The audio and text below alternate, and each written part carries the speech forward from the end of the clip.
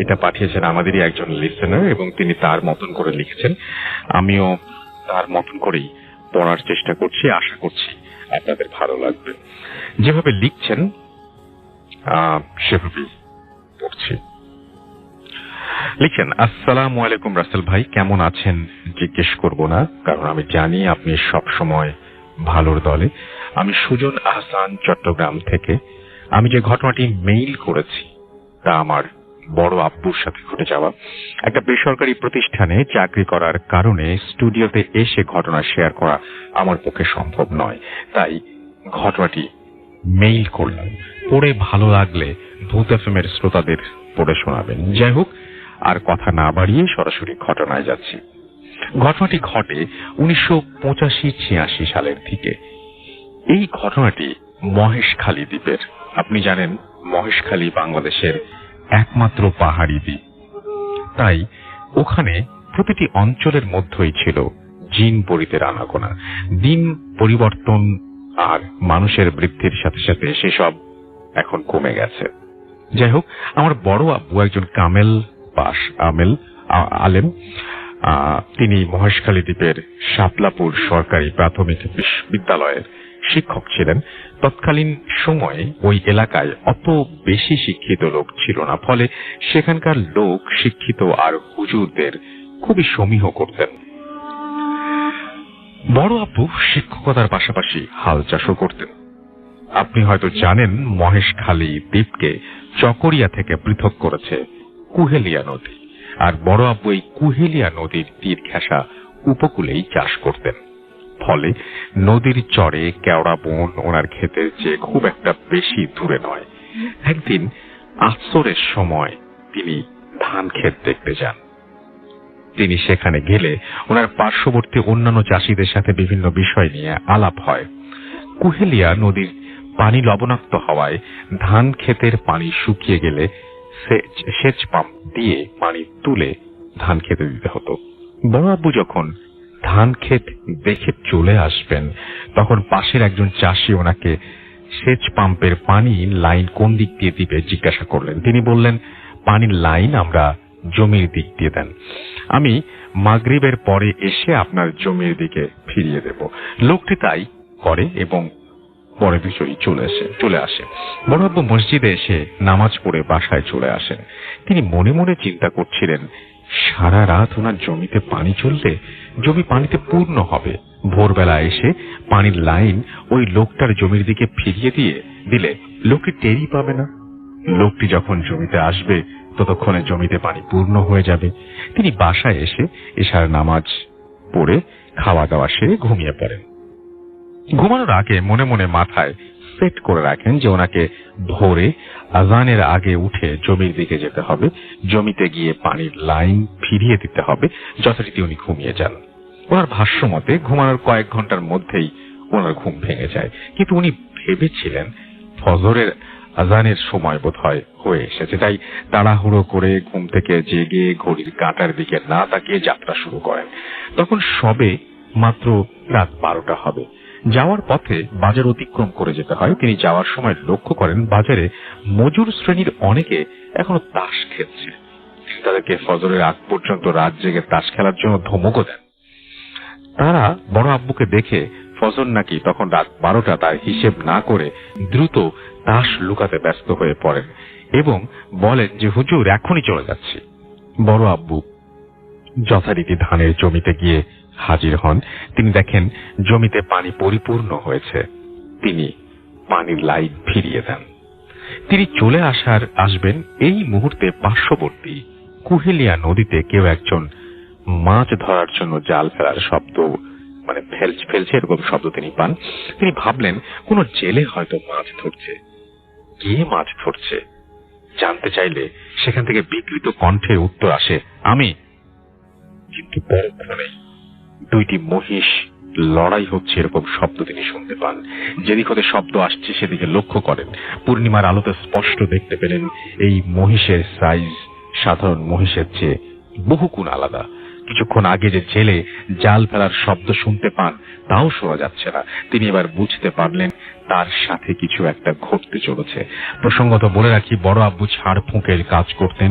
ফলে জিন জাতি সম্পর্কে ওনার ভালো ধারণা ছিল। তাছাড়া যে জায়গায় তিনি চাষ করছেন সেই জায়গায় দিনের বেলায়ও ভয় পেয়ে অনেকে মারা গেছে এমন রেকর্ড আছে, যা ওনার অজানা নয়। ফলে তিনি মানসিকভাবে প্রস্তুতি নেন, কপালে আজ যা আছে তাই হবে ভেবে নিয়ে আস্তে আস্তে পেছনের দিকে হাঁটতে শুরু করেন এবং দোয়া দুরুদ পাঠ করা শুরু করেন। এক সময় পেছনে হাঁটতে হাঁটতে হঠাৎ ধানের আইলে পা লেগে যায়। তিনি লক্ষ্য করেন যে জায়গায় তিনি পড়ে গেছেন তার দুই পাশে ইঁদুরের মাটির ঢিবি। তিনি সেখানে বসে পড়েন। তিনি সেই ইঁদুরের মাটি আর বড় আব্বুর চারপাশে ইঁদুরের মাটি নিয়ে দোয়া পড়ে ফু দিয়ে চারপাশে ছিটাতে থাকেন। এমত অবস্থায় মহিষ দুটি একে অপরকে দৌড়াচ্ছে এবং তা একে অপরে দৌড়াচ্ছে এবং তা বড় আব্বুর চারপাশে কেন্দ্র করে। তিনি খেয়াল করেন যতটুকু দূর পর্যন্ত দোয়া পাঠের ফু দিয়ে মাটি ফেলা হয়েছে তার পাশ দিয়েই মহিষগুলো দৌড়াচ্ছে। ভয়ে বড় আব্বুর মুখ দিয়ে দোয়াও আসছে না। অনেক সময় তার জিহ্বা আটকে যাচ্ছে, আবার কোনো কোনো সময় দোয়াও ভুলে যাচ্ছেন। ভুল শুদ্ধ যাই হোক না কেন তিনি সমানে দোয়া পাঠ করছেন আর ফু দিয়ে চারপাশে ছিটাচ্ছেন। এরপর কিছুক্ষণ চলার পর মহিষ দুটি একে অপরকে দৌড়িয়ে দিগন্ত শূন্য হয়ে যায়, অথবা একে অপরকে তাড়া করে দিগন্ত শূন্য হয়ে যায়। অতঃপর বড় আব্বু বাসায় ফেরার জন্য উঠতে চেয়েও উঠতে পারলেন না। ওনার পা অবশ হয়ে গেছে, তাই তিনি যেখানে বসেছিলেন সেখানেই বসে রইলেন আর মনে মনে আল্লাহর নাম জপতে লাগলেন। একটু পরে মাছ ধরার শব্দ শুনতে পেলেন। সেদিক থেকে ৬-৭ জন বাচ্চা মেয়ের কান্না শুনতে পান, যেদিক থেকে মাছ ধরার শব্দ তিনি শুনতে পেয়েছিলেন। তিনি স্বভাবতই বাচ্চাদের প্রতি একটু আগ্রহী, বাচ্চাদের খুবই আদর করতেন। বাচ্চা মেয়ের কান্না শুনে ওনার অন্তর কেঁদে উঠল। ওনার পা অবশ থাকার কারণে আর কিছু একটা ঘটে যাওয়া ঘটনার কারণে ওইদিকে যাওয়ার সাহস তিনি করতে পারলেন না। এটা কি আসলেই বাচ্চার কান্না নাকি সেই মহিষ জোড়া বুঝতে পারছেন না। এত কিছু চিন্তার মাঝেও তিনি কিন্তু দোয়া পাঠ বন্ধ করেননি। কিছুক্ষণ পর পর দোয়া পড়ে ইঁদুরের মাটি ছিটাচ্ছেন। একটু পরে কান্না থেমে যায়। তিনি এবার ভাবছেন, কান্না থামলো কেন? এটা কোনো মায়াজাল নয় তো? এবারে তিনি যা শুনলেন সেটার জন্য তিনি মোটেও প্রস্তুত ছিলেন না। গত বছর ১.৫ আগে পুকুরে ডুবে যাওয়া প্রথম কন্যা জাকারিয়ার আব্বু ডাক, জাকিয়ার আব্বু ডাক। তিনি এবার নিশ্চিত হলেন একটু আগে কান্না করা বাচ্চা মেয়ের কণ্ঠস্বর ওই মহিষ জোড়া ছাড়া আর কিছুই নয়। তিনি ভেবেছিলেন মহিষ জোড়া হয়তো চলে গেছে, তাই তিনি বাসায় ফেরার চেষ্টাও করছিলেন। এবারে তিনি আরো আশাহত হলেন এবং সাহস হারালেন। তিনি ভাবলেন মৃত্যু তাহলে খুব নিকটে চলে এসেছে। দোয়া পাঠ আর ইঁদুরের মাটি ছিটানো চালিয়ে যেতে লাগলেন। এভাবে কতক্ষণ সময় গিয়েছে তিনি বলতে পারবেন না। দূরের মসজিদ থেকে ফজরের আজানের সুর ভেসে এলো। সবকিছু স্তব্ধ হয়ে যায়, নীরব হয়ে যায়। আজানের পরে তিনি সাহস ফিরে পান এবং আস্তে আস্তে বাড়ির দিকে দোয়া পাঠরত অবস্থায় চলে আসেন। বাসায় এলে ওনার প্রচন্ড জ্বর আসে। পরে ওনার চেয়েও দক্ষ একজন আলেমকে দিয়ে ওনাকে ঝাড়ফুঁক করানো হয়, কিছু তদবির দেওয়া হয়। এর কিছুদিন পরে উনি সুস্থ হয়ে ওঠেন। এই ছিল ঘটনা। ভালো লাগলে শোনাবেন। আমার আরো কিছু ঘটনা আছে যা সময় করে মেইল করব। আসসালামু আলাইকুম। ওয়ালাইকুম সালাম। এবং আশা করছি যে এই ঘটনাটা আপনাদেরও ভালো লেগেছে। এখন যেটা করব সেটা হচ্ছে সরাসরি চলে যাব আমরা আমাদের প্রথম অতিথি হিসেবে আছেন আজকে আফনান ভাই, তার কাছে চলে যাব এবং তার কাছ থেকে একটা ঘটনা শুনে আসবো। আশা করছি যে এই ঘটনাটা আপনাদের অনেক বেশি ভালো লাগবে। চলুন শুরুতেই চলে যায় আফনান ভাইয়ের কাছে। আসসালামু আলাইকুম রাসেল ভাই, আসসালামু আলাইকুম লিসেনার্স। আশা করি সবাই ভালো আছেন। রাসেল ভাই, আজকে যেই ঘটনাটি শেয়ার করব, ঘটনাটি আমার ফার্মগেট ব্রাঞ্চের একজন স্টুডেন্ট, তো নাম হলো শরীফ। তো ওর কাছ থেকে ঘটনাটি পাওয়া। ঘটনাটি ঘটেছিল ওর দাদার সাথে। ওর দাদা মানে তৎকালীন সময়, ঘটনাটির সময়টা ছিল 1966 সাল থেকে। ওই সময় উনি ইস্ট পাকিস্তান রেজিমেন্ট, যেটা আমরা ইস্ট বেঙ্গল রেজিমেন্ট বলি আমরা। তো ওই সময় ইস্ট পাকিস্তান রেজিমেন্টের নাম ছিল। তো ইস্ট পাকিস্তান রেজিমেন্টে উনি চাকরি করতেন। তো তখন চাকরিতে ঢুকেছেন, খুব বেশি দিন হয় নাই, অল্প কিছুদিন ঢুকেছেন। এর মধ্যে আসলে আমরা জানি যে 1965 সালের দিকে মানে পাকিস্তান এবং ভারতের সঙ্গে একটা যুদ্ধ হয় কাশ্মীর ইস্যুতে, এবং ওই 65 সালের যুদ্ধের প্রেক্ষাপটে কিন্তু বঙ্গবন্ধু 6 দফা দিয়েছিলেন। তার মধ্যে একটা দফা ছিল প্যারামিলিশিয়া বাহিনী গঠন, যা আমাদের আঞ্চলিক নিরাপত্তার জন্য। তো রাসেল ভাই, পাকিস্তানি বাহিনী কিন্তু আমাদের এই অঞ্চলের নিরাপত্তার কথা চিন্তা না করলেও তাদের যে বর্ডার, সেই চিন্তাটা কিন্তু তারা খুব ভালো মতোই করেছিল। যার কারণে ওরা যে কাজটা করত, যে পাকিস্তানের পশ্চিম পাকিস্তানের যে বর্ডারটা, ওটা নিশ্চিদ্র নিরাপত্তা ব্যবস্থা জোরদার করার জন্য মানে ওদের জওয়ানদেরকে দিয়ে যতটুকু না কাজ করাতো বা যতটুকু ডিপ্লয়মেন্ট ওখানে করাতো, বাংলাদেশের ইস্ট পাকিস্তান রেজিমেন্ট থেকে জওয়ানদেরকে নিয়ে ওই দুর্গম পাহাড়ি এলাকায় তাদেরকে ডিউটি দিত। মানে ইচ্ছাকৃতভাবে তারা এই কাজটা করতো, যাতে করে ওই ঝুঁকিপূর্ণ জায়গাগুলোতে যাতে বাঙালিরা ডিউটিগুলো করে। তো ওই সময় 1966 সালের দিকে, 65 যুদ্ধের শেষ হওয়ার পর আপনার 66 সালের দিকে, তখন ইস্ট পাকিস্তান রেজিমেন্ট থেকে এক প্লাটুন সৈন্য, একজন সেকেন্ড লেফটেন্যান্টের বাঙালি অফিসারের তত্ত্বাবধানে পাকিস্তানের যে ডুরান্ড লাইন, যেটা আসলে ভাই ডুরান্ড লাইন হচ্ছে পাকিস্তান এবং আফগানিস্তানের মধ্যে সীমানা নির্ধারণকারী রেখা, যেটা অনেক আগে প্রায় 1893 সালের দিকে ডুরান্ড লাইনটা প্রতিষ্ঠিত হয়েছিল। তৎকালীন ব্রিটিশরা এটা করেছিল। তো ওই ডুরান্ড লাইনের রাসেল ভাই একটা জায়গা আছে, সেটা হলো পেশোয়ার এবং খাইবার পাস। খাইবার পাসটা হচ্ছে আপনার হলো আফগানিস্তানের মধ্যে পড়ে, এবং পেশোয়ারটা পাকিস্তানের মধ্যে। এই পেশোয়ার এবং খাইবার পাসের ঠিক মধ্যবর্তী যে ডুরান্ড লাইনের যে জায়গাটা ছিল, ওখানে খুবই দুর্গম একটা পাহাড়ি অঞ্চল ছিল। ওই জায়গাটাতে মানে পাহারা দেওয়াটা খুব কঠিন একটা কাজ ছিল। তো ওই জায়গাতে 2 প্লাটুন মানে আপনার সীমান্তরক্ষী মোতায়েন করা হয়। এর মধ্যে 1 প্লাটুন ছিল হচ্ছে পাকিস্তানি, আর 1 প্লাটুন ছিল বাংলাদেশি। তো ওখানে কোম্পানি কমান্ডার একজন পাকিস্তানি মানে মেজর ছিলেন। তো ওখানে বাংলাদেশি যে অফিসারটি সেকেন্ড লেফটেন্যান্ট পদমর্যাদা যিনি গিয়েছিলেন, তো উনি বাংলাদেশি সোলজারদেরকে নিয়ে ওখানে যান। যাওয়ার পরে দেখা যাচ্ছে যে ওখানে মোটামুটি কোনো মতো থাকার মতো 2টা মানে বিল্ডিং এর মতো আছে। ওটাকে ঠিক আসলে বিল্ডিংও বলা যায় না, মানে একদম মানে কোন একটা বিল্ডিং এর ভগ্নাবশেষ বলা চলে আর কি। এর মধ্যে অপেক্ষাকৃত যেটা খুবই মানে জরাজীর্ণ, এইটাতে বাঙালি সোলজারদেরকে দেওয়া হয়, যে এটাতে তারা থাকবে না। আর যেটা অপেক্ষাকৃত ভালো সুন্দর, সেটাতে পাকিস্তানি সোলজারদেরকে দেওয়া হয়। তো তারা সেখানে তারা যে ওরকম জরাজীর্ণটাই পাবেন এরকমই তারা আশা করেছিলেন, যে তাদের ওখানেই তাদেরকে থাকতে দেওয়া হবে।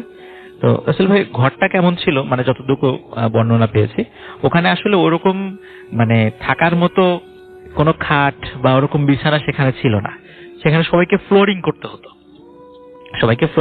2 পাশে ফ্লোরিং করতে হতো, মাঝখান দিয়ে হাঁটার পথ ছিল। আমরা যখন হসপিটালে যেরকম দেখি আর কি, ওরকম জায়গাটা ছিল। 2 তলা বিশিষ্ট ঘর ছিল সেটা। তো ওখানে রাসেল ভাই এমন ভাবে রোস্টারটা তারা করেছিল, মানে ডিউটি শিডিউলটা পাকিস্তানিরা করেছিল, যে মানে 24 আওয়ার্সই তো সীমানা পাহারা দিতে হয়। তো সেখানে দেখা যেত যে সপ্তাহের 7 দিনের 5 দিনে রাত্রের ডিউটিটা পড়তো বাংলাদেশিদের। মাত্র 2টো দিন তারা রাত্রে ঘুমাতে পারত, আর 5 দিন মানে পাকিস্তানি সোলজাররা ঘুমানোর সুযোগ পেত। আবার দেখা যেত সকালবেলা যখন সকাল ভোরের আলো ফুটবে, তখন পাকিস্তানিদের সোলজারদেরকে ডিউটি দিত ঠিক বেলা 11টা পর্যন্ত পাকিস্তানি সোলজাররা ডিউটি করত। যখন সূর্য মাথার উপরে এবং বিকাল অবধি, ওই সময় বাংলাদেশি সোলজারদেরকে ডিউটি দিত। মানে প্রখর রোদের মধ্যে, পাহাড়ি অঞ্চল, দুর্গম এলাকা, প্রচন্ড পানি পিপাসা লাগে সেখানে, ওখানে ডিউটি দিত। মানে এইভাবে যখন আরামদায়ক সময়গুলোতে তাদেরকে ডিউটি দিত। এই জন্য দেখা যেত রাত্রেবেলা ঘুমানোর সময়টা তারা খুব কম পেতেন, মানে 2 দিন মাত্র রাত্রেবেলা একটু কন্টিনিউ তারা ঘুমাতে পারতেন। তো ওই রাসেল ভাই যখন ওই যে ঘুমানোর যে সুযোগটা ওনারা পান সপ্তাহে 2 দিনে, ওই সময় রাতের বেলায় ঘটনাটা মানে ঘটা শুরু করে। এখান থেকে আসলে ঘটনাটা শুরু। তো প্রথমে মানে যার সাথে ঘটনাটা ঘটে, তো উনি রাতের বেলা ঘুমিয়ে আছেন, হঠাৎ করে উনি ফিল করছিলেন যে খসখস খসখস শব্দ। তো অনেক সময় মানে দেখা যায় খসখস কোনো জিনিস দিয়ে যদি ফ্লোর ঝাড়ু দেওয়া যায় যেরকম একটা শব্দ হয়, অমন শব্দ। তো উনি চিন্তা করছিলেন হয়তোবা এমনিতেই শব্দ আসছে। কিন্তু উনি ভালো করে কি মনে করে একটু শোয়া থেকে মাথা উঁচু করে দেখলেন শব্দটা কোথা থেকে আসে। আসলে একটু বলে রাখি, দুর্গম পাহাড়ি এলাকা, ওখানে কোনো ইলেকট্রিসিটি ছিল না। আর ওই সময় সেই 66 সালের কথা তো আরো ভয়াবহ অবস্থা, ইলেকট্রিসিটির কথা আজ কল্পনাই করা যায় না সেখানে। তো চাঁদের আলো ওই জানালা দিয়ে ঢুকতো, তো ওই অতটুকুতে রাতের বেলা যতটুকু দেখা যেত আর কি। তো রাতের বেলা ওই খসখস শব্দে তো উনি চাঁদের আলোতে দেখছিলেন যে ঠিক হাঁটার যে করিডোরটা, মানে দুই পাশে তো থাকার জায়গা, হাঁটার যে করিডোর, সেই করিডোর দিয়ে কিছু একটা মানে এই যে ক্রলিং করে আসছে, মানে হামাগুড়ি দিয়ে সামনের দিকে এগিয়ে আসছে। অনেক সময় আমরা দেখি যে হাতে অস্ত্র নিয়ে আর্মিরা যেভাবে মাটিতে ক্রলিং করে এগিয়ে যায়, ঠিক ওরকম করে মনে হচ্ছে কিছু একটা আসছে। আর সেটা দেখে যতটুকু মনে হচ্ছে মানে ছায়া মূর্তির মতো, মানে কালো কুচকুচে ছায়া মূর্তির মতো, কিন্তু আকারে বেশ বড়, ঠিক মানুষের মতোই কিছুটা মনে হচ্ছে আর কি। এরকম ক্রলিং করে আসছে এবং খসখস শব্দ হচ্ছে। তখন উনি প্রথম দিকে চিন্তা করছেন হয়তোবা মানে এমনিতে তো কম ঘুমানো হয়, হয়তোবা চোখে ওর নেই, হয়তোবা অন্য কিছু দেখছেন বা ভুল দেখছেন, এরকম কিছু। উনি দেখলেন না, আসলেই ঠিক। তখন ওনাদের কাছে কিন্তু রাসেল ভাই কিছু কিছু ছোট ছোট টর্চের মতো কিছু দেয়া হয়েছিল, মানে বাতি দেয়া হয়েছিল। তো ওই জিনিসগুলো ব্যাটারিতে চলতো। রাতের বেলা ডিউটি করার জন্য ওনারা ওই জিনিসগুলো ব্যবহার করতেন। তখন ওনার বিছানার পাশে, বালিশের পাশেই ওই জিনিসটা ছিল। উনি ওই জিনিসটা নিয়েই সাথে সাথে আলোটা জ্বালান। আলোটা জ্বালিয়ে দেখে না ওখানে কিছু নাই, সাথে সাথে শব্দটাও, খসখস শব্দটাও মিলিয়ে যায়। তখন উনি চিন্তা করেন যে যারা সঙ্গী আছে তারা তো অনেক সারাদিন অনেক কষ্ট করেছে, ঘুমাচ্ছে, এখন আর তাদেরকে ঘুম থেকে জাগাবো না, সকালে বিষয়টা বলবো। তো সকাল হয়ে যায় রাসেল ভাই। উনি আসলে ওই কথাগুলো মানে বলার মতো সুযোগও পান নাই কাউকে, মানে এতটা প্রেসারে ছিল বিভিন্ন ব্যস্ততার মধ্যে যে উনি কাউকে যে কথাগুলো বলবেন সেই সুযোগটাও পায় নাই। আর উনি বিষয়টা একটু অ্যাভয়েড করে যাওয়ারও চেষ্টা করছেন, যে এর বললে পারে হয়তো সঙ্গীদের মধ্যে একটা উত্তেজনা সৃষ্টি হতে পারে, ভয় পেতে পারে, এই জন্য বলে নাই। আর তাছাড়া দেখা যাচ্ছে রাসেল ভাই সশস্ত্র বাহিনীতে এই সমস্ত বিষয়গুলো কিন্তু কোনো পাত্তা দেওয়া হয় না স্বাভাবিকভাবেই, তারা এগুলো অতটা বিশ্বাস করেন না, এই জন্য ওইভাবে উনি বলেনও নেই। এর মধ্যে রাসেল ভাই ওনারা খেয়াল করছিলেন যে ওনাদের যে পাকিস্তানি যারা, ওনাদের যে কলিগ যারা আছেন, যে সমস্ত জওয়ানরা ওনাদের সাথে ডিউটি করে, তারা তাদের চেহারা মলিন, মানে তারা কিছু একটা নিজেরা কানাঘুষা করে কিন্তু ওদেরকে কিছু বলে না। তো ওনারা চিন্তা করেন কি ব্যাপার, ওদের কি সমস্যা হয়েছে যে ওরা কিছু বলে না কেন, বা ওরা জিজ্ঞাসা করেন না। স্বাভাবিকভাবেই পাকিস্তানিরা বাঙালি সোলজারদেরকে কিন্তু বিভিন্নভাবে হেয় প্রতিপন্ন করতো, বিভিন্ন আজে বাজে শব্দ ব্যবহার করে হেয় প্রতিপন্ন করতো। তো যার কারণে স্বাভাবিকভাবে এত ডিটেইল আছে আমরা গল্পটা। হ্যাঁ, তারপরে আমরা দেখা যেত যে আপনার ওরা ওই বিষয়টা আর বলে নাই, কিন্তু ওনারা ফিল করছিলেন যে কিছু একটা হচ্ছে।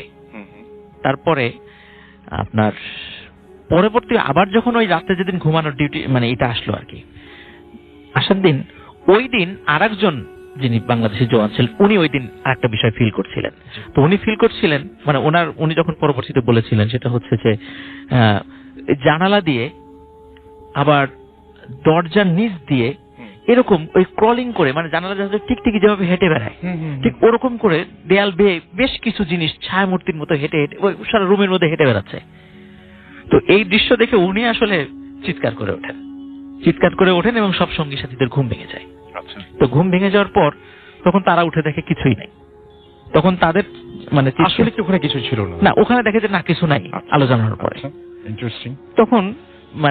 তখন আর কি প্রথম যিনি দেখেছিলেন উনি বলেন যে হ্যাঁ আমিও তো একদিন এরকম দেখেছিলাম, কিন্তু কাউকে তো বলি নাই, তোমরা ভয় পাবা এই চিন্তা করে কাউকে বলি নাই।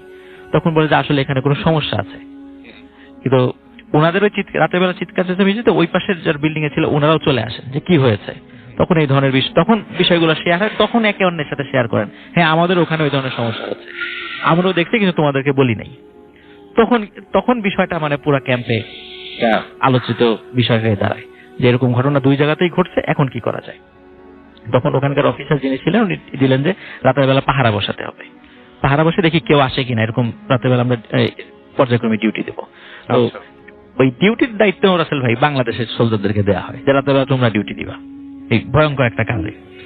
তখন ওনার ডিউটিতে বসেন। তো বসার পরে রাসেল ভাই একজন বাংলাদেশি জওয়ান যিনি, তো উনি যখন ডিউটি দিচ্ছেন রাতের বেলা হঠাৎ করে দূর থেকে উনি লক্ষ্য করছিলেন যে রাসেল ভাই যে অনেক সময় আমরা দেখি যে রাতের বেলা কুকুর বা বিড়ালের চোখগুলো জল জল করে, তখন উনি দূর থেকে ফলো করছিলেন যে অনেকগুলো চোখ জলজল করছে। তো দেখে মনে হচ্ছিল যে নেকড়ের চোখ, এরকম মনে করছিল উনি। তখন উনি চিন্তা করে হয়তো পাহাড়ি নেকড়ে হতে পারে, অ্যাটাক করার জন্য রাতের বেলা আসতে পারে। এই চিন্তা করে উনি নেকড়েদেরকে তাড়ানোর জন্য উনি ফায়ার করেন। তো উনি দেখলেন যে ফায়ার করলে তো নেকড়েরা চলে যাওয়ার কথা, কিন্তু তা কিন্তু হচ্ছে না, বরং চোখ যেখানে ধরেন যে 10টা ছিল সেখানে মনে হচ্ছে এখন 20টা, কিছুক্ষণ পর আরো বাড়ছে। কিন্তু সে এবং চোখগুলো মনে হচ্ছে আস্তে তার কাছে আসছে, আরো বেশি জলজল করছে। তখন উনি আবার ফায়ার করেন, কিন্তু ফায়ারে আসলে কোনো লাভ হয় না, মানে ওই জিনিসগুলো যায় না, বরং আরো কাছে আসছে এমন মনে হচ্ছে। তখন উনি আসলে সত্যি ভয় পেয়ে যান মারাত্মক। তখন উনি সেন্সলেস হয়ে যান ওখানে। ফায়ারের শব্দে যখন অন্যরা প্রথম দিকে মনে করেছিল যে হয়তো বা এমনি অনেক সময় সতর্কতামূলক ফায়ার করা হয়, কিন্তু যখন বারবার ফায়ার করছিলেন তখন লোকজন চলে আসে যে কি হয়েছে, বা দেখুন উনি সেন্সলেস হয়ে পড়ে আছেন, বা তাকে উদ্ধার করা হয়। তখন উনি ঘটনাগুলো বলেন রাসেল ভাই। এরপর রাতের বেলা রাসেল ভাই যখন ওনার ডিউটিতে যেতেন, তখন অনেক বড় আকৃতির মানে পাহাড়ি কুকুরের মতো রাতের বেলা কুকুর দেখতেন ওনারা। কিন্তু লোকাল যে সমস্ত লোকজন ছিল তাদের কাছে শুনে বলে যে আমরা কিন্তু কখনোই এই ধরনের জিনিস দেখি নাই। স্থানীয় যারা তাদের সাথে যখন কথা বলেছে তারা বলেছে আমরা কখনো এই ধরনের জিনিস দেখিনি। কিন্তু রাসেল ভাই এইখানে তাহলে কি এমন ঘটনা আছে যার কারণে ওরা এই বিষয়টা দেখছেন? পরবর্তী লোকালি লোকজনের কাছ থেকে জানা যায় ওখানে একটা ছোটখাটো একটা জনপদের মতো ছিল। জনপদের মধ্যে ছিল হঠাৎ কোনো একটা কারণে, কোনো একটা অসুখে, কি অসুখ কেউ বলতে পারে না, হঠাৎ করে কোনো একটা অসুখের কারণে ওই জনপদের প্রায় সবাই মারা যায়। হ্যাঁ, হাতে গোনা যে কয়েকজন জীবিত ছিল, ওনারা ওই জায়গা ছেড়ে চলে যায়। আর ওই যে বিল্ডিং গুলো রাসেল ভাই যেটা ছিল, ওনারা যেটা থাকতেন, এটা কিন্তু ওই জনপদেরই, মানে যেগুলো একটু পাকাপোক্ত বাড়ি ছিল ওইটা। কিন্তু কি যে অসুখ ছিল বা কি হয়েছিল এখনো পর্যন্ত কেউ জানে না। এরপর থেকে রাসেল ভাই ওই জায়গাতে ডিউটি দেওয়া বন্ধ করে দেওয়া হয়, ওনারা ওখান থেকে চলে আসেন।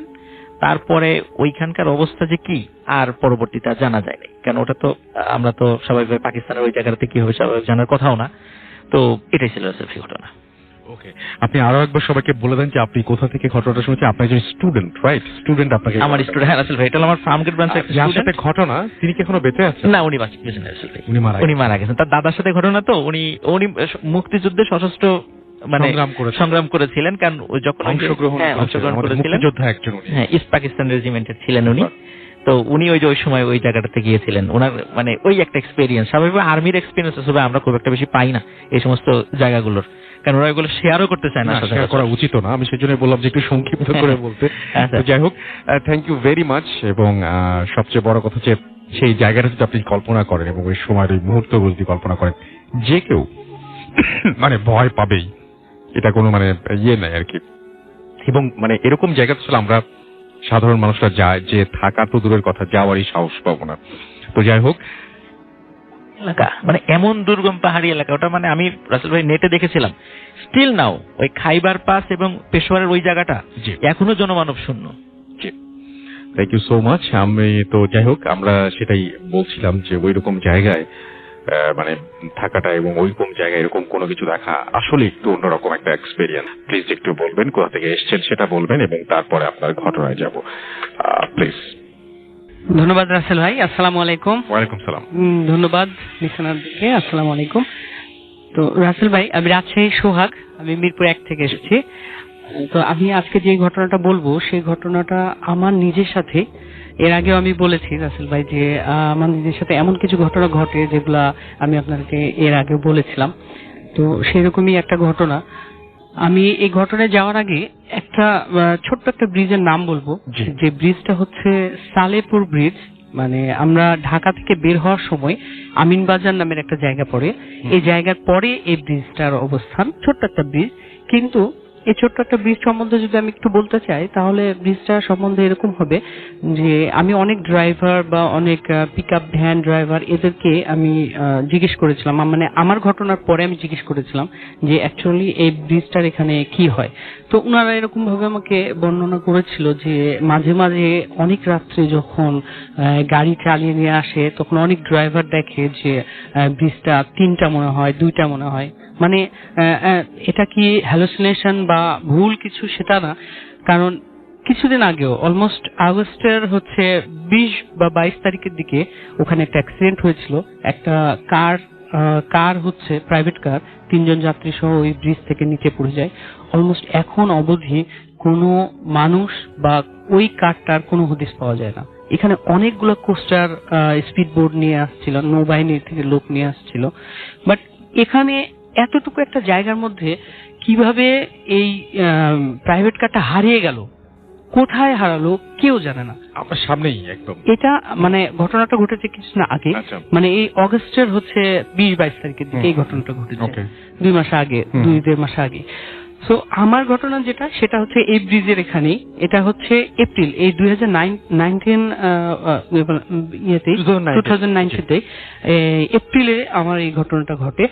তখন হচ্ছে সেই দিনকে আমি যে কাজটা করেছিলাম, আমার ফ্রেন্ডের ওখানে গিয়েছিলাম। আমার ফ্রেন্ডের বাড়িটা ছিল হচ্ছে সাভার উপজেলার তেঁতুলঝড়া ইউনিয়নে। তো আমি কোনো একটা কাজে সেখানে গেছিলাম, দেন ওখানে কাজটা সারতে আমার রাত্রি হয়ে যায়, লাইক 9:30 বেজে যায়। তো আমি আমার ফ্রেন্ডকে বললাম যে আমি রাত্রে তো থাকবো না, আমি চলে যাব। তখন আমার ফ্রেন্ড বলছে কি যে এটা তো ঠিক হলো না, কেমন হলো, তো 9:30 বাজছে, তুমি এখন কিভাবে যাবো? তখন বাইরে বের হয়ে দেখছি ঝিপঝিপ করে বৃষ্টি হচ্ছে। তো আমি কোনোভাবে হেমায়তপুর মানে বাজারে ওখানে চলে আসি, তেঁতুলঝড়া ইউনিয়নের ওখান থেকে হেমায়তপুর বাজারে চলে আসলাম। ওখানে আস্তে আস্তে আমার মোটামুটি 10:15 বেজে যায়। তো 10:15 বেজে যাচ্ছে, এরপরে দেখছি আমি যেটা ছোট ছোট যে চায়ের দোকানগুলা, যেহেতু রাত্রে বৃষ্টি হচ্ছে, চায়ের দোকানগুলো বন্ধ হয়ে গেছে। আর গুটি কয়েক কিছু লোক যেগুলো আছে রাস্তার পাশে হাঁটাহাঁটি করছে, এরাও আস্তে আস্তে আস্তে আস্তে সবাই চলে যাচ্ছে। আমি রাস্তার পাশে দাঁড়িয়ে আছি, ওই হেমায়তপুরের যে ব্রিজ আছে, ওভারব্রিজটা, এই ওভারব্রিজের নিচে দাঁড়িয়ে আছি, বাট কোনো লোকাল গাড়ি আসছে না। আমি অলমোস্ট খেয়াল করছি এখানে অনেক বড় বড় গাড়িগুলো, যেটা 900 কোচ, এগুলো চলে যাচ্ছে, বাট লোকাল গাড়িগুলো একটাও আসছে না। অলমোস্ট যখন হচ্ছে 11:30 বাজে, তখন দেখছি একটা রিক্সাওয়ালা হেমায়তপুরের ওই দিক থেকে আসছে, মানে আমিন বাজারের দিকে যাচ্ছে। সো আমি রিক্সাওয়ালাকে ডাকলাম। রিক্সাওয়ালা যখন কাছে আসলো আমার, তখন আমি দেখছি যেটা যে রিক্সাওয়ালার গোটা গায়ে মানে আমি এটা খেয়াল করেছি, বাট রিক্সাওয়ালাকে সেইভাবে খেয়াল করিনি যে রিক্সাওয়ালার গোটা গায়ে প্লাস্টিক দিয়ে জড়ানো। আপনাকে একটা কথা বলি রাসেল ভাই, যেটা হচ্ছে যে বৃষ্টি হলে যেরকম ভাবে জড়ানো থাকে এরকম কিছু, এরকম কিছু না, মানে বৃষ্টি হলে আমরা কি একটা প্লাস্টিক পরে নিলাম, প্লাস্টিকটা ফাঁকা থাকে না, পুরে প্লাস্টিকটা ফাঁকা থাকে, গায়ের সাথে টাচ করে না, এরকম একবারে ইজি থাকে। বাট ওই রিক্সাওয়ালার শরীরে প্লাস্টিকটা একেবারে জড়ানো, মনে হচ্ছে কেউ একজন জড়াই দিয়েছে, আচ্ছা এরকম। তো আমি এটা কোনো কিছু মনে করিনি, যেহেতু বৃষ্টি হচ্ছে আমি রিক্সায় উঠে গেলাম। উঠে যে বললাম যে মামা আমি আমিন বাজারে যাবো। উনি আমাকে বললো, শুধুমাত্র বললো কি যে উঠেন, বাস এটুকুই, আর কিছু না। পরে আমি রিক্সায় উঠার পরে যখন রিক্সা চলতে লাগছে, তখন আমি জিজ্ঞেস করলাম যে মামা কি ব্যাপার, তোমার গায়ে এভাবে মানে প্লাস্টিক গুলো জড়ানো কেন? সে আমাকে কোনো উত্তর করলো না, রিক্সা চালিয়ে যাচ্ছে। আমি আস্তে আস্তে যে ব্রিজের কথা বললাম একটু আগে, যে সালেপুর ব্রিজ, এই ব্রিজ থেকে মোটামুটি 70 গজ বা 80 গজ দূরে, ব্রিজ থেকে এত দূর ডিস্টেন্সে এসে রিক্সাওয়ালা আমাকে বলছে কি যে মামা আমি আর যাব না, আমার রিক্সায় চার্জ নেই। আমি আশ্চর্য হয়ে গেলাম। তখন বাজে রাত্রি 12টা। তখন 12টা বাজে, আমি আশ্চর্য হয়ে গেছি। তখন আমি বলছি যে কি ব্যাপার মামা, আপনি এই কথা বলছেন কিছু না, এখন আমি এই রাত্রে আমি কোথায় যাব আপনি বলতে পারেন? আমি কিভাবে যাব? তখন বলছে আমি জানি না। তখন তাহলে আমি ভাড়া দিব না, আমি আপনাকে যতটুকু এসছেন ততটুকু ভাড়া দিব।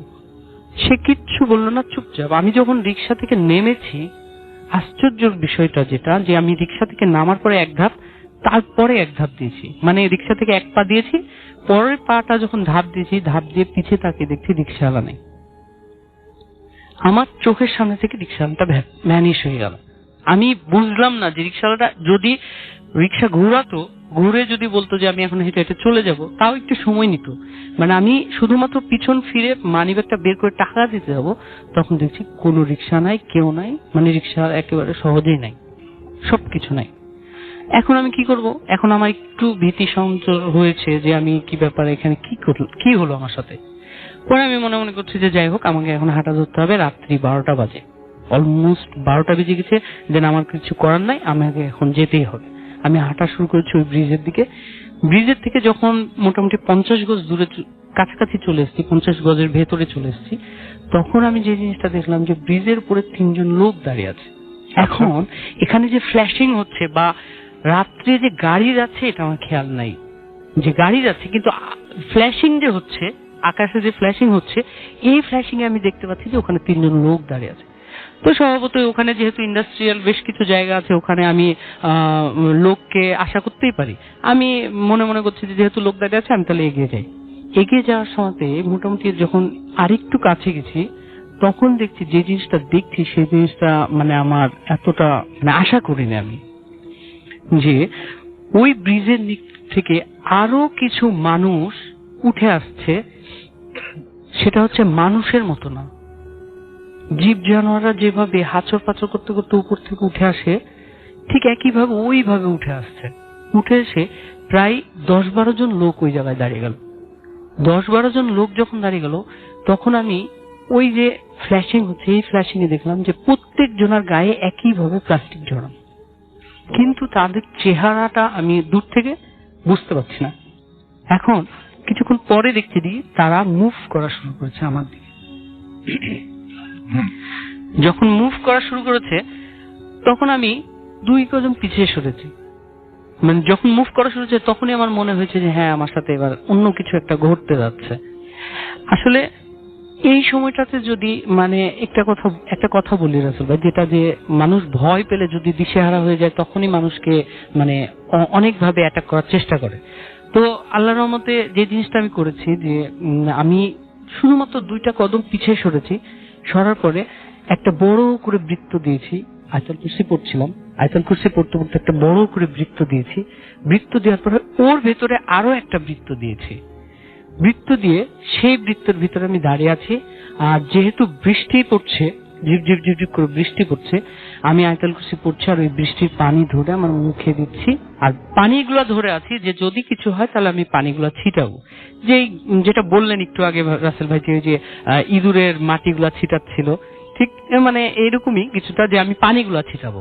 যেহেতু আমার হাতে পানি জমছে, বৃষ্টির ঝিপঝিপ করে পানি জমছে, এই পানিটা আমি ছিটাবো। দেন আমি যে জিনিসটা দেখছি যে ওরা একেবারে আমার কাছে চলে এসেছে, বাট প্রথম যে সার্কেলটা আমি দিয়েছি এই সার্কেলটা তারা পার করতে পারছে না, বা তারা চারিদিকে ঘিরে আছে আমাকে। আর আমি যে জিনিসটা খেয়াল করলাম সেটা হচ্ছে যে তাদের এক একজনের মুভমেন্টটা এক এক রকম। কেউ আমার দিকে এক পলকে তাকিয়ে আছে, কেউ খুব আর্তনাদ করছে, কেউ হাসছে, খুব জোরে জোরে হাসছে, কেউ কান্না করছে, আর কেউ আবার খুব অ্যাগ্রেসিভ, মানে আমাকে যদি পায় তার একেবারে ছিঁড়ে কুড়ে খেয়ে ফেলে এরকম। আমি সবগুলো আমার সামনে দেখছি একেবারে, মানে ইন ফ্রন্ট অফ মাই আইস একেবারে এই ঘটনাগুলো ঘটে যাচ্ছে। আমি বুঝতে পারছি না যে আমি কি দেখছি এগুলো। এরপরে যখন আমি মানে পানিটা নিয়ে আছি, যখন রাত্রি 2:30 বাজে বা 2:15 বাজে, তখন আমার পিছন থেকে একটা পিকআপ থেমে আমার গায়ে ওই পিকআপ ভ্যানের ড্রাইভার উনি নেমে এসে আমাকে আমার গায়ে হাত দিয়ে বলে, ভাই। প্রথমবার যখন বলে আমার কোনো সেন্স নাই, পরের বার যখন একটু জোরে করে ধাক্কা দেয় তখন আমি চমকে উঠি। একেবারে মনে হচ্ছে যে আমার ভেতরে আমার হার্টবিটটা মনে হচ্ছে বন্ধ হয়েছিল, উনি ফোর্স করার সাথে সাথে আমার হার্টবিটটা চলে এসছে এইরকম। আচ্ছা। দেন আমি ওনাকে বলছি, উনি আমাকে জিজ্ঞেস করছে যে ভাই আপনি এত রাত্রে এখানে কি করছেন, আর আপনি বৃষ্টির মধ্যে দাঁড়িয়ে আছেন কিসের জন্য, বৃষ্টির মধ্যে কেন দাঁড়িয়ে আছেন? আমি যখন ওনাকে বললাম যে কেন ভাই, আপনি কি আমার সামনে কাউকে দেখেননি? তখন উনি আমাকে বলছে যে না। যখন তিনি আমাকে বললেন যে না, তখন ওনাকে আমি আর কিছু বলিনি। তখন আমি বলছি, উনি আমাকে জিজ্ঞেস করলো যে আপনি কোথায় যাবেন? তখন আমি মিরপুর 1 যাবো। আনফরচুনেটলি ওই লোকটাও মিরপুর 1 যাবে। তখন আমাকে বললো যে আপনি আমার গাড়িতে একটু বসেন, আমি আপনাকে ড্রপ করে দিচ্ছি। একটা জিনিস কি রাসেল ভাই, আপনি মাঝে মাঝে যে কথাটা বলেন যে বিশ্বাস করা বা না করাটা আপনার ব্যাপার, যে কথাটা বলেন, অ্যাকচুয়ালি যারা ভুক্তভোগী ভিকটিম যারা, তারা তারা জানে যে অ্যাকচুয়ালি জিনিসটা কি হয়। আর ওই যে লোকটা আমাকে নিয়ে এসে 1 নম্বরে নামিয়ে দিল, আর জি। যে লোকটা আমাকে রিকশায় করে নিয়ে আসছিল, এই দুটার মধ্যে পার্থক্য তো এখন একেবারে পরিষ্কার যে একজন আমার ভালো করার জন্য চেষ্টা করেছে, একজন আমার খারাপ করার চেষ্টা করেছে। জি। আমি এর আগে সত্যি আমাকে বলেছিলাম, আপনার মনে আছে যে আমার একটা হুজুর, রাজশাহীতে আমার যে হুজুর আছেন, উনি আমাকে বলেছিল যে সোহাগ, তুমি যেখানেই জানো কেন কোনো একটা কিছু বা কোনো একটা শক্তি তোমাকে আয়ত্ত করার চেষ্টা করে বাট পারে না। এরকমও যদি কিছু হয়, তারপরও সেই দিনও হয়তো রাত্রে বাট দে আর ট্রাইং, আমাকে আয়ত্ত করার চেষ্টা করেছে বাট পারেনি। আসলে আমি যে জিনিসটা বলতে চাই যে যারা এই জিনিসগুলো দেখে, সামনাসামনি দেখে, তাদেরকে অনেকেই কিন্তু হেয় প্রতিপন্ন করে যে মিথ্যা কথা, বানানো কথা, কিন্তু একজন মানুষ কতটা বানাতে পারে? আমার লিসেনারদের কাছে প্রশ্ন যে একজন মানুষ কতটা বানাতে পারে। ঠিক আছে, এই ছিল আমার ঘটনা। ধন্যবাদ।